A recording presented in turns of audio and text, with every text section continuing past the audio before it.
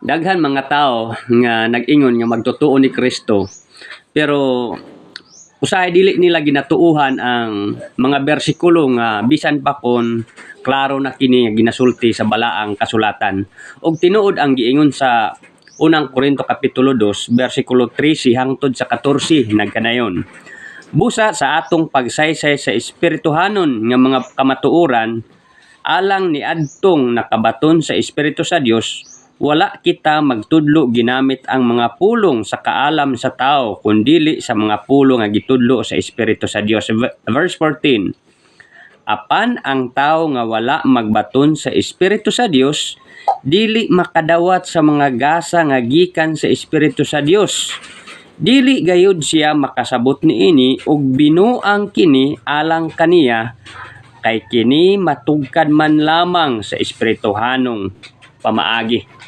So daghan mga butang nga usahay kung naay magwali sa pulong sa Ginoo, basta against nakadaan sa iyaha, sigurado na nga bisan kung pulong sa Ginoo ang iyang ginasulti, dili nimo siya ginatuuhan, no? So tinuod ning ingon sa balaang kasulatan nga dili gyud makatugkad ang usa ka tawo bisan pa kung dako siya nga grupo, bisan pa kung ilado siya nga relihiyon, pero kung wala ang Espiritu Santo diha kaniya, bisan pa kung klaro ang giingon sa Biblia, dili gayud niya tuuhan.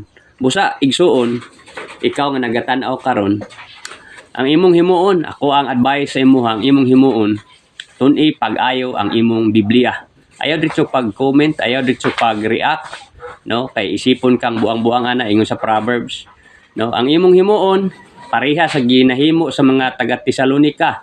Diha nga nagwali si Apostol Pablo sa Acts chapter 17 verse 11, open ang ilang panghuna-una ug gitun-an nila ang maayong balita or giwali ni Pablo adlaw ug gabi kun unsa kini katinuod, no?